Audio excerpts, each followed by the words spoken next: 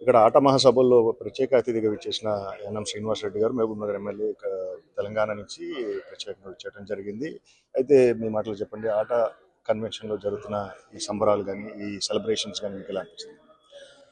చాలా సంవత్సరాలుగా ఆట అనేది మొత్తం తెలంగాణ అమెరికా వ్యాప్తంగా ఉన్న తెలుగు సోదరులందరూ కూడా గుమిగూడే ప్రాంతం. మన తెలుగు జాతి ఔన్నత్యాన్ని, మన కల్చర్ని మళ్ళొకసారి భావితరానికి అందించే ఒక ప్రక్రియ ఎన్నో సంవత్సరాలుగా అంతరాయం లేకుండా జరుగుతూ ఉంది. ఈ సంస్థ గొప్పతనం ఏంటంటే మిగతా చాలా సంస్థలు వచ్చినాయి పోయినాయి, కానీ ఈ ఆట అనేది తన ప్రత్యేకతను చాటుకుంటూ అమెరికాలో ఉన్న ప్రతి ఒక్క తెలుగు బిడ్డకు కూడా వాళ్ళ వాళ్ళ టాలెంట్ను ప్రదర్శించే అవకాశం, అలాగే బిజినెస్ డెవలప్ చేసుకునే ఒక వేదిక, అలాగే అందరూ కలిసి ఒక కుటుంబం లాగా కూర్చొని సమస్యలను మాట్లాడుకొని పరిష్కరించే ఒక వేదికగా తయారైంది.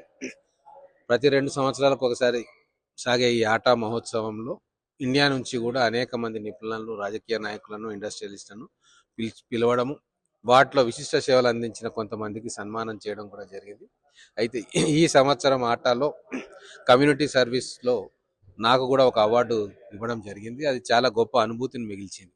నేను అక్కడ మహబూబ్ నగర్లో ప్రభుత్వ పాఠశాలలో చదువుతున్న విద్యార్థుల విద్యా ప్రమాణాలు పెంచడానికి చేస్తున్న గుర్తింపును అక్కడ ఎవరైనా గుర్తించిందో లేదో తెలియదు, కానీ వేల మైళ్ళ దూరంలో ఉన్న మన ఆట టీము ఇక్కడ ఉన్న వ్యక్తులు గుర్తించి ఇక్కడికి పిలిచి గౌరవించడం, అవార్డు ఇవ్వడం అనేది చాలా గొప్ప అనుభూతి. అంటే తెలుగు రాష్ట్రాల్లో ఎవరు ప్రజల కోసం సేవ చేస్తూ ఉన్నారో, చిన్నదైనా పెద్దదైనా వాళ్ళని ఇక్కడికి తీసుకొచ్చి గౌరవించాలి అని చెప్పి ఒక ఏదైతే ఉద్దేశం వాళ్ళలో ఉన్నదో అది చాలా చేతులెత్తి నమస్కరించాల్సిన విషయము. అలాగే చాలా మంది ప్రముఖులను కూడా ఇక్కడ సన్మానించారు. అంటే మొత్తం అమెరికాలోనే కాదు, ప్రపంచవ్యాప్తంగా తెలుగు వారందరినీ కూడా వారు చేస్తున్న కంట్రిబ్యూషన్స్ని నిశ్చితంగా గమనిస్తూ ఎవరికి ప్రోత్సాహం ఇవ్వాలనో వాళ్ళకి ఇస్తున్న ఈ వేదిక ఇక్కడికి రావడం కూడా గొప్ప అనుభూతిని మిగిల్చింది. అంతేకాకుండా ఈ ఆటా వేదికలో సైడ్ లైన్స్లో చాలా మీటింగ్స్ జరిగినాయి. అందులో కాంగ్రెస్ పార్టీ ఎన్ఆర్ఐ సెల్కు సంబంధించిన మీటింగ్స్, మా ఉప ముఖ్యమంత్రి గారు కూడా వచ్చిండ్రు. వారితో కూడా ఇక్కడ ఎన్ఆర్ఐ కన్సర్న్స్ ఏమున్నాయో వాళ్ళందరూ కూడా చెప్పడం జరిగింది. వారు కూడా దాన్ని తొందరగా పరిష్కరిస్తాము, ఏదైతే వీళ్ళ సమస్యలు ఉన్నాయో ఆ సమస్యల పరిష్కారానికి ఒక కామన్ ప్లాట్ఫామ్ను క్రియేట్ చేస్తాము, వాళ్లకు ఒక మంచి వ్యవస్థను ఏర్పాటు చేస్తామని చెప్పి వారు హామీ ఇవ్వడం జరిగింది. మాతో పాటు ఎమ్మెల్యేలను చాలా మంది కూడా ఇక్కడికి వచ్చినాము. మా రామ్మోహన్ గారు, మా సీనియర్ ఎమ్మెల్యే కూడా ఉన్నారు. అలాగే తెలంగాణ డెవలప్మెంట్ ఫోరం నుంచి కూడా ప్రతినిధులు ఈ ఆటలో పాల్గొంటూ వాళ్ళు కూడా ఒక సైడ్ లైన్స్లో మీటింగ్స్ పెట్టుకుంటా ఉన్నారు. తెలంగాణ రావడానికి బీఆర్ఎస్ పార్టీ పుట్టుక కంటే పూర్వం నుంచి కూడా తెలంగాణ డెవలప్మెంట్ ఫోరం అనేక కార్యక్రమాలు చేసి తెలంగాణ ప్రజల్లో ఒక చైతన్యాన్ని లేపే ప్రయత్నం చేసింది. లిటరేచర్ ద్వారా కావచ్చు, మీటింగ్స్ ద్వారా కావచ్చు, ఎట్లా తెలంగాణ అన్యాయానికి గురైంది అని చెప్పి ప్రతి ఒక్కరికి చదువుకున్న వాళ్ళకు చేరవేసే కార్యక్రమం టీడీఎఫ్ చేసింది.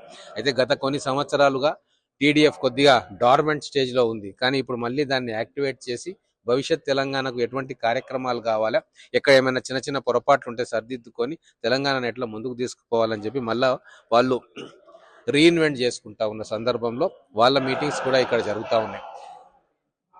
స్థూలంగా ఆట అనేది ఈ సంవత్సరం 2026 ఈ ఆట మహోత్సవం అనేది చాలా వాటికి నాంది కాబోతా ఉంది. ఈరోజు తెలుగు ఎన్ఆర్ఐస్ అందరూ కూడా రాష్ట్రాల భేదం లేకుండా తెలంగాణ, ఆంధ్రప్రదేశ్ అని కాకుండా మళ్ళీ మేము ఎట్లా కంట్రిబ్యూట్ చేయాలి మళ్ళీ మా ప్రాంతాలకు అని చెప్పి ఒక పటిష్టమైన ప్రణాళికతోటి వాళ్ళందరూ కూడా ముందుకు వస్తున్నారు. అందుకు వాళ్ళకి ధన్యవాదాలు.